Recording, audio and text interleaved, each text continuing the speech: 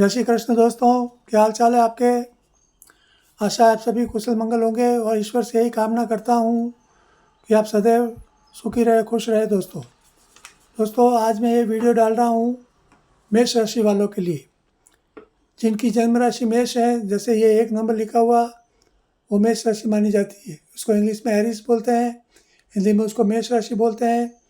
और मैं आज मेष राशि वालों के लिए ये कहना चाह रहा हूँ कि जैसे ये देखिए यहाँ पे तारीख लगी हुई है 29/3/25 से 7.5 चालू होगी, 7.5 वर्ष रहेगी। तो मेष राशि वालों के लिए ये है कि मेष राशि वाले जो भी जातक है, मतलब उनकी जन्म की मेष राशि होनी चाहिए। वैसे तो नाम से कोई भी अपना ऊपर का नाम यदि है और मेष राशि है उससे कोई मतलब नहीं है, लेकिन जन्म यदि आपका मेष राशि में हुआ है तो उनके लिए ये वीडियो है। तो मेष राशि वालों के लिए ये 29/3/25 से 7.5 वर्ष की 7.5 की दशा चालू होगी मतलब उस दिन इनको स्टार्ट होने वाली है। तो अभी मेष राशि में क्या है कि शनि महाराज यदि मेष राशि वालों की कुंडली में, जिनकी मेष राशि है उनकी कुंडली में यदि शनि महाराज अच्छी कंडीशन में है, अच्छे स्थान में बैठे हुए हैं। अच्छे स्थान कौन से माने जाते हैं? जैसे ये प्रथम स्थान कुंडली का, ये दूसरा स्थान, ये तीसरा स्थान, चौथा स्थान और ये 5वां स्थान माना जाता है। फिर ये 9वां स्थान, इसको भाग्य स्थान बोलते हैं। फिर ये 10वां स्थान जो कर्म और पिता का स्थान है, ये 11वां स्थान जिसको इनकम ऑफ सोर्स का स्थान माने जाते हैं। ये लग्न स्थान जो हमारी बुद्धि बल का स्थान है, ये दूसरा है। ये धन संपदा का स्थान है, तीसरा है। हमारी जो स्ट्रगल है, जो मेहनत है, उसका भाव है, ये सुख, माता और गाड़ी और वाहन का माना जाता है। ये पंचम विद्या और संतान का माना जाता है। और ये सप्तम भाव जो है ये पति पत्नी का माना जाता है। ये छठा भाव जो है ये रोग, शत्रु और कर्ज का भाव माना जाता है। ये 8वां है तो हमारे जो स्वास्थ्य और आयु का भाव माना जाता है। और 12वां जो भाव है ये खर्च और व्यय का भाव माना जाता है। तो ये सब अलग अलग 12 कुंडली 12 स्थान है। अभी इसमें जहाँ भी यदि शनि महाराज आपके बैठे हैं तो उस हिसाब से आपको उसका फल मिलेगा दोस्तों। यदि वो अच्छी कंडीशन में है शनि महाराज तो आपकी ज़िंदगी में अच्छा फल मिलेगा, आपकी उन्नति प्रगति होगी, आपको लाभ होगा। यदि आपके शनि महाराज यदि अच्छी कंडीशन में नहीं है कुंडली में तो उसके मतलब के विपरीत कई बार हमको थोड़ा समय देखना पड़ता है। तो यदि आपकी कुंडली में यदि शनि महाराज अच्छी कंडीशन में यदि आपकी उन्नति प्रगति हो रही है तो बहुत ही खुशी की बात है। लेकिन यदि आपकी ज़िंदगी में किसी तरह के कष्ट, तकलीफ वगैरह यदि है, हालांकि ये मैं मेष राशि वालों के लिए बोल रहा हूँ, अभी तो 4 महीने और करीब 10 दिन लगभग बचे हैं, उसके बाद में उनको शनि दशा आएगी। लेकिन ऐसा माना जाता है कि शनि दशा जब भी आने वाली है होती है तो 6 महीने पहले उसका प्रभाव शुरू हो जाता है। तो इसलिए मैं आज ये मेष राशि वालों के लिए मैं डाल रहा हूँ।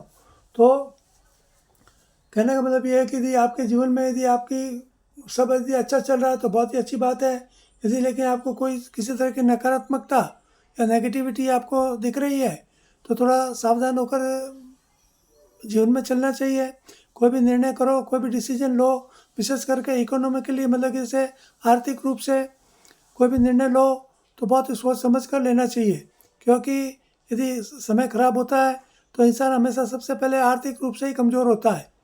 तो क्योंकि इंसान के पास पैसा ही उसका अवलंबन होता है, पैसे से ही मतलब कि इंसान की ज़िंदगी सुखी होती है।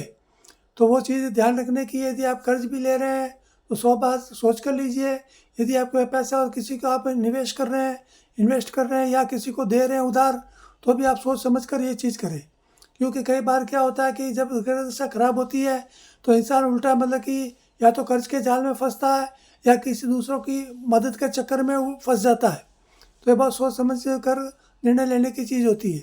तो फिर और दूसरा क्या है, व्यर्थ के तनाव, किसी तरह की कोई भी चीज़ जो आगे चल के हमको तनाव देने वाली, टेंशन देने वाली, वैसे कामों से भी दूर रहे। और एक चीज़ और है कि आपको किसी भी तरह की जीवन में व्यसन नहीं रखना चाहिए। कोई भी तरह की यदि आपके व्यसन है, बुरी आदतें हैं, तो उनसे भी आपको मुक्ति लेनी चाहिए।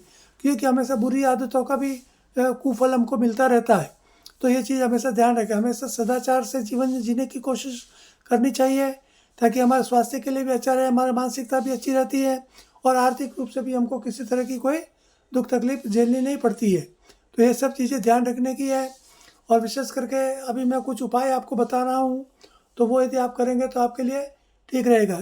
जैसे मान लीजिए यदि आपको किसी तरह की नेगेटिविटी या नकारात्मकता दिख रही है, तो आप आपके गांव शहर में जहाँ भी आप रहते हो, आज शनि मंदिर है तो शनि मंदिर में जाकर जो कड़वा सरसों का तेल होता है, वो कड़वा सरसों का जो तेल लेकर जाएं और उसको आपाद मस्तक, मतलब शनि भगवान की जो मूर्ति होती है उससे ऊपर उनके मस्तक से लेकर चरण तक वो एक धार बांधनी चाहिए, मतलब धार टूटनी नहीं चाहिए। वो ऊपर से नीचे तक एक बार वो पूरी नीचे तक वो तेल की धार आनी चाहिए। एक तो ये चीज़। दूसरा, शनि भगवान की जो मूर्ति होती है उन मूर्ति की आँख से आँख कभी नहीं मिलाए, क्योंकि शनि की जो दृष्टि है वो घातक मानी जाती है।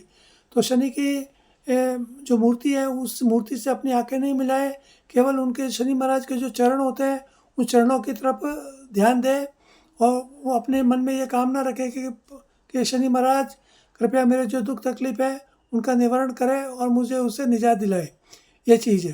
दूसरा, तेल चढ़ाने के अलावा यदि आप आग के जो पुष्प होते हैं, अर्क पुष्प, वो फूल माला वगैरह जो बेचने वाले होते हैं उनके पास रहती है, वो भी आप चढ़ा सकते हैं। इसके अलावा जो काले तिल और उड़द होते हैं उनका दान भी वहाँ कर सकते हैं मंदिर में जाकर। और ये जो मध्यमा उंगली है, जो सबसे लंबी वाली जो उंगली होती है, इसमें शनि की जो लोहे की रिंग आती है, लोहे की रिंग कोई भी ले सकते हैं, वो आप पहन सकते हैं, तो इससे भी आपको राहत मिलेगी। इसके अलावा काले कुत्ता होता है, जो काली गाय होती है, उनको भी आप रोटी वगैरह नियमित रूप से खिलाएं। और आपके घर के आसपास कोई भी पीपल का वृक्ष हो और नियमित रूप से आप जल चढ़ाएं तो भी अच्छा है। और एक दीपक जरूर जलाएं।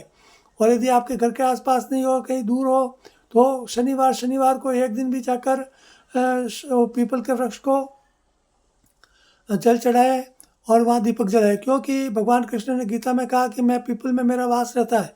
तो पीपल में हमेशा विष्णु का वास या कृष्ण का वास माना जाता है। ये इसलिए उपाय है क्योंकि भगवान ये जो शनि महाराज है ये कृष्ण के भक्त माने जाते हैं, लेकिन कृष्ण इनके इष्ट देव है। और ऐसा कहा गया है कि जो कोई कृष्ण की भक्ति करता, पूजा करता, सेवा करता, उनको शनि भगवान कभी दुख तकलीफ ज़्यादा नहीं देते।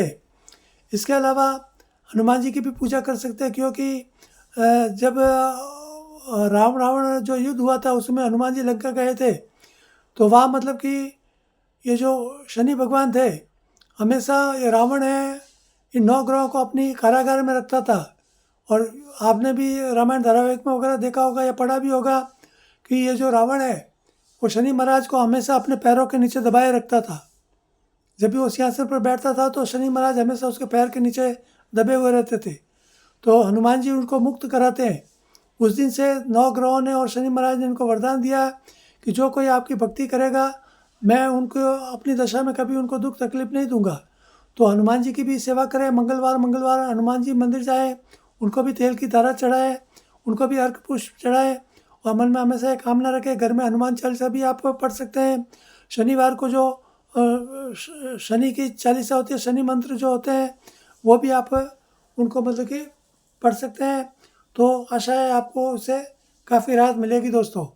तो ये चीज़ें सब ध्यान रखें आप। मैं जो भी आपको उपाय बता रहा हूँ ये सब ज्योतिष ग्रंथों से लिए हुए हैं। आप भरोसा करें, अच्छी बात है। नहीं करना चाहते तो कोई बात नहीं, मेरी ओर से कोई आपको ये बाध्यता नहीं है। ये तो मैं सामान्य रूप से किसी एक व्यक्ति के लिए नहीं डाल रहा हूँ, सबके लिए डाल रहा हूँ। ज़रूरी नहीं कि सब इसको माने, कोई मानेगा कोई नहीं मानेगा, तो ऐसी चीज़ है दोस्तों। तो आज के लिए केवल इतना ही। धन्यवाद। जय श्री कृष्ण, जय श्री राम दोस्तों। और यदि मैं एक सलाह आपको देना चाहता हूँ कि यदि आपको कोई भी समस्या चल रही है, उसका आप समाधान चाहते हैं, तो मुझसे आप व्यक्तिगत रूप से व्हाट्सएप पर या मेरा जो यूट्यूब चैनल है उस पर आप कमेंट कर सकते हैं। लेकिन एक निवेदन है, कृपया मेरे यूट्यूब चैनल को सब्सक्राइब करें, लाइक करें। ये विशेष करके आप इतनी अनुकंपा करेंगे तो ठीक रहेगा दोस्तों। धन्यवाद। जय श्री कृष्ण, जय श्री राम दोस्तों।